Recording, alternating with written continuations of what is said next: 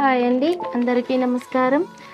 ఇవాల్టి వీడియోలో దేవీ నవరాత్రుల పూజ అనేది ఏ విధంగా చేయాలి, ఈ పూజలో అఖండ దీపం అనేది ఎలా వెలిగించాలి, అలానే అఖండ దీపం ఆనవాయితీ లేని వాళ్ళు పూజ ఎలా చేసుకోవాలి అన్ని వివరాలు ఇవాల్టి వీడియోలో తెలుసుకుందామండి.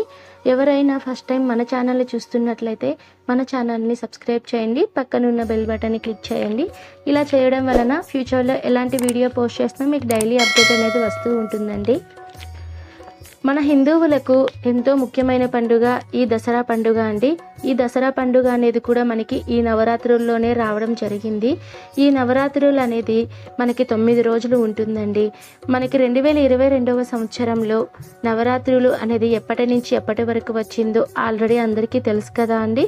సెప్టెంబర్ 26వ తేదీన ఆశ్వీజ శుద్ధ పాడ్యమి నాడు సోమవారం రోజు నుంచి అక్టోబర్ 5 విజయదశమితో ముగుస్తుంది. మనము ఈ నవరాత్రికి పూజా సామాగ్రి అనేది మనం ఆ రోజు అంటే పాడ్యమి రోజు అయితే తెచ్చుకోకూడదండి. ముందు రోజు అమావాస్య రోజున తెచ్చిపెట్టుకోవాలి, లేదంటే అంతకన్నా ముందు రోజు మనము ఈ సామాన్లు అనేటివి మనం తెచ్చిపెట్టుకోవాలండి. ఆల్రెడీ దీని మీద నేను ఒక వీడియో అనేది చేస్తున్నానండి. ఆ వీడియో మీకు ఇంట్రెస్ట్ అయితే నేను డిస్క్రిప్షన్లో ఇస్తాను, ఒకసారి చూడండి. సెప్టెంబర్ 26వ తేదీన ఉదయం తలస్నానం చేసి ఇల్లంతా శుభ్రపరిచి బయట ముగ్గులు వేసుకొని దేవుని గదిని శుభ్రం చేసుకోవాలి. పూజ గదిలో దేవుడి పటాలకు పసుపు కుంకుమలు బొట్లు పెట్టి పూలతో అందంగా రెడీ చేసుకోవాలండి. ఈ పూజ అనేది మొదటి రోజు మాత్రమే కాదండి, 9 రోజులు కూడా మనం ఈ పూజను ఇదే విధంగా చేసుకోవచ్చు. అంతా శుభ్రం చేసుకున్న తర్వాత మనం రోజు చేసే పూజలు లాగా ముందు నిత్య పూజ అనేది చేసుకోవాలండి. మనము ఈ రోజుల్లో ముఖ్యంగా దుర్గా అమ్మవారిని మనం పూజిస్తాము కాబట్టి మీ దగ్గర దుర్గా అమ్మవారి ఫోటో కానీ లేదా దుర్గా అమ్మవారి పటము కానీ ఉన్నట్లయితే మీరు పటంని పూజించుకోవచ్చండి. ముందుగా అమ్మవారిని ఎక్కడ పూజిస్తామో ఆ ప్రాంతంలో ముగ్గు వేసుకొని పీఠము పెట్టుకోవాలి. పీఠంపై పసుపు కుంకుమ బొట్లతో అలంకరించుకోవాలి. ఏదైనా జాకెట్ పీస్ కానివ్వండి పీఠం మీద పరిచి పెట్టుకోవాలి. ఎక్కువగా ఎరుపు రంగు కానివ్వండి లేదా పచ్చ రంగు లేదా పీఠం మీద వేసుకోవచ్చు. తరువాత మన దగ్గర అమ్మవారి విగ్రహం ఉంటే మీకు కుదిరితే దాలతో అమ్మవారికి అభిషేకం అనేది చేసుకోండి, చాలా మంచిది. నా దగ్గర అయితే అమ్మవారి విగ్రహం అంటే దుర్గా అమ్మవారి విగ్రహం అయితే లేదండి, నా దగ్గర లక్ష్మీదేవి విగ్రహం అయితే నా దగ్గర ఉంది. కాబట్టి ఆ లక్ష్మీదేవికే నేను మొదటి రోజు అభిషేకం అనేది నేను చేసుకుంటానండి ప్రతి సంవత్సరము. మనకు ఎలా చేయాలి అనిపిస్తే మనం అలా చేసుకోవచ్చండి. అమ్మవారికి నిమ్మకాయల మాల అంటే చాలా ఇష్టం అండి. కాబట్టి ఆ రోజు సాధ్యమైనంత వరకు నిమ్మకాయలతో మాల అనేది వేయడానికి ట్రై చేయండి. ఈ నిమ్మకాయలు మాల అనేది 3 నిమ్మకాయలు కానివ్వండి లేదా 5 నిమ్మకాయలు లేదా 11, 9, 21 నిమ్మకాయలు మీకు ఎన్ని కుదిరితే అన్ని నిమ్మకాయలు అయితే మాల వేసుకోండి. మామూలుగా అయితే పటంకి 11 నిమ్మకాయలు అయితే వెయిట్ అనేది సరిపోతుందండి. 21 నిమ్మకాయలు అంటే కొంచెం వెయిట్ అనేది ఎక్కువ అవుతుంది కాబట్టి కొంచెం పడిపోయే ఛాన్సెస్ ఉంటాయి. కాబట్టి నేను ఇక్కడైతే 11 నిమ్మకాయలే నేను వాడానండి. నిమ్మకాయల మాల అనేది మనము లక్ష్మీదేవి పటానికైతే మనం అస్సలు వేయకూడదండి. మనం ఓన్లీ దుర్గా అమ్మవారి పటానికి మాత్రమే మనము ఈ నిమ్మకాయల మాల అనేది వేయాల్సి ఉంటుంది. తరువాత అమ్మవారి పటాన్ని పూలతో పసుపు కుంకుమలతో అలంకరించాలి. ముందుగా మనం సిద్ధం చేసుకున్న అఖండ దీపాలను మనం రెడీ చేసుకోవాలండి. వీడియోలో చూపించిన విధంగా మనము ఒక పెద్ద ప్రమిదను తీసుకొని పసుపుతో కుంకుమలతో బొట్లు అనేది పెట్టుకోవాలండి. ఒక పెద్ద ఒత్తిని సిద్ధం చేసుకోవాలి.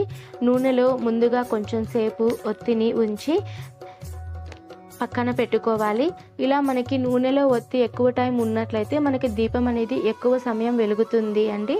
తర్వాత మనము అఖండ దీపము, అమ్మవారి ప్రీతికరమైన వస్తువులు అంటే మనము అమ్మవారికి ఇష్టమైనటువంటి గవ్వలు అలాంటివన్నీ మనం అమ్మవారి దగ్గర పెట్టుకోవచ్చండి. ఏదైనా పూజకి ముందుగా మనం గణపతిని ఆరాధిస్తాము కాబట్టి గణపతి ఫోటో ఉంటే గణపతి ఫోటో కానివ్వండి లేదా మీ దగ్గర గణపతి ఫోటో లేకపోతే పసుపుతో చిన్న గణపతిని చేసుకోవాలి అండి.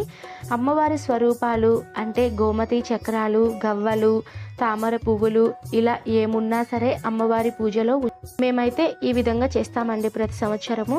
చాలా వరకు చాలామంది కలశంలో ఈ వస్తువులు అనేటివి వేస్తారండి. కానీ తప్పకుండా మీరైతే ఈ వస్తువులని పూజ గదిలో పెట్టుకోండి. చాలా అంటే చాలా మంచి జరుగుతుంది.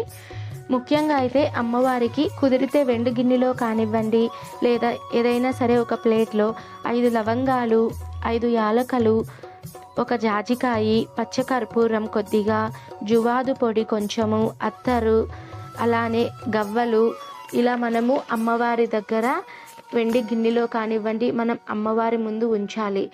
వాటి స్మెల్ అంటే అమ్మవారికి చాలా ఇష్టమట అండి.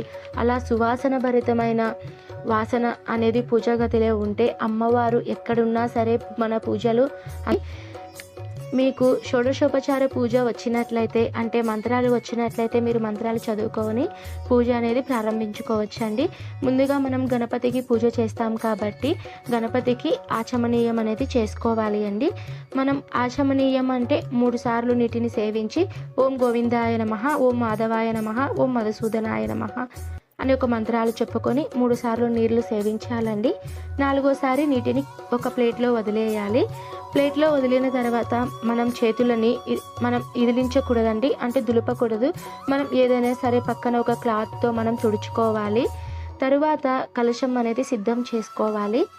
కలశం చెంబుకి అంటే మనం కలశం చెంబులో పసుపు, కుంకుమ, అక్షింతలు, పువ్వులు, ఒక నాణెము అంటే ₹1 కానివ్వండి, ₹5 కానివ్వండి, నాణెము, గవ్వలు, గోమతి చక్రాలు, కుదిరితే మీరు జువాదు పొడి, పచ్చకర్పూరం, లవంగాలు ఇవి కూడా మీరు వేసుకోవచ్చండి.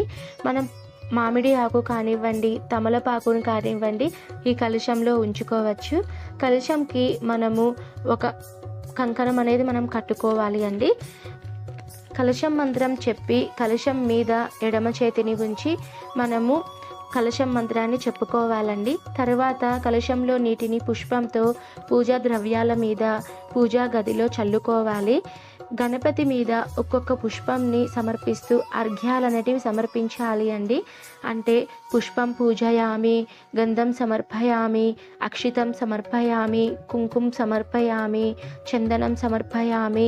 ఇలా మనము గణపతికి ఒక్కొక్క పుష్పం వేసుకుంటూ మనం ఒక్కొక్క మంత్రాన్ని చెప్పుకుంటూ మనము గణపతి మీద పుష్పాలు అనేటివి వేయాలండి.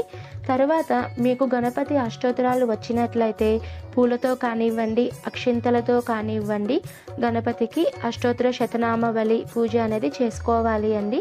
మీకు గణపతి అష్టోత్తరాలు తెలియకపోతే ఓం గం గం గం గణపతే నమః అని మంత్రాన్ని మీరు కుదిరితే 9 సార్లు లేదా 11 సార్లు లేదా 21 సార్లు లేదా మీరు 51, 108 సార్లు మీరు ఈ నామాన్ని చెప్పుకుంటూ అక్షింతలతో పూలతో మీరు అర్చన అనేది చేసుకోవాలి అండి.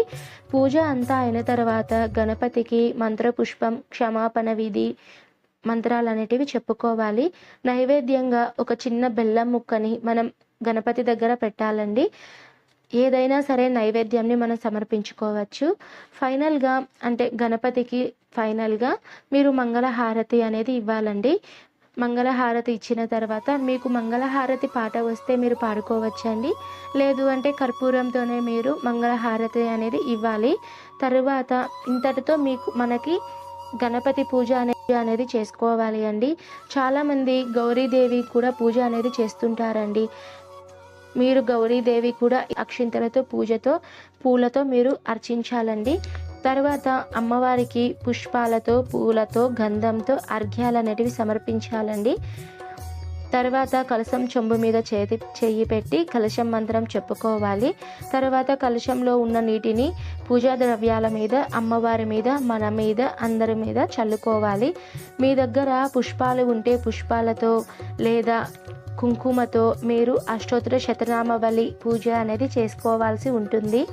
మీకు అష్టోత్తరాలు తెలియనట్లయితే మీరు ఓం దుర్గాయే నమః అనే ఒక మంత్రాన్ని కానీ లేదంటే ఓం కనకదుర్గాదేవ్యై నమః అనే మంత్రాన్ని కానీ మీరు ఈ మంత్రాలను చెప్పుకుంటూ 108 సార్లు మీరు పుష్పాలతో కానివ్వండి లేదా కుంకుమతో, ఈ దసరా నవరాత్రులలో ఎక్కువగా కుంకుమతోనే అర్చనలు అనేటివి చేస్తుంటారు కాబట్టి మ్యాక్సిమం మీకు వీలైనంత వరకు మీరు కుంకుమతోనే అర్చన చేయడానికి ప్రయత్నించండి. లేదంటే మీ దగ్గర చిట్టి గాజులు ఉంటే చిట్టి గాజులతో, లేదా మీరు పుష్పాలతో, కలువ మొగ్గలు, చాలా మంది దగ్గర ఈ వెండి మొగ్గలు అనేటివి ఉంటాయండి, వాటితో కూడా మీరు పూజ అనేది చేసుకోవచ్చండి. పర్టికులర్గా వీటితోనే చెయ్యాలి అని అయితే ఏముండదండి. మీ స్తోమత తగ్గట్టు మీకు దేంతో చేయాలి అనిపిస్తే అంతో మీరు పూజ అనేది చేసుకోవచ్చండి. కుదిరినంత వరకు 108 మంత్రాలతో అష్టోత్తర పూజ అనేది చేసుకోవాలి అండి. తరువాత పూజ అంతా అయిన తర్వాత అమ్మవారికి ఇష్టమైన నైవేద్యాలు చాలా ప్రాంతాలలో 9 రోజులు కలిపి 9 నైవేద్యాలు అనేవి ఫస్ట్ రోజే పెడుతుంటారండి. మీకు కుదిరితే 9 నైవేద్యాలు చేసి పెట్టండి. లేదంటే అమ్మవారికి మహా నైవేద్యంగా పరమాన్నం అనేది సమర్పిస్తారండి. పరమాన్నం అంటే పొంగలి అండి, పొంగలిని సమర్పిస్తారు. తర్వాత నైవేద్యాలన్నీ సమర్పించిన తర్వాత అమ్మవారికి కర్పూర హారతి ఇచ్చి, అంటే మంగళ హారతి ఇచ్చి టెంకాయ అనేది కొట్టుకోవాలి అండి.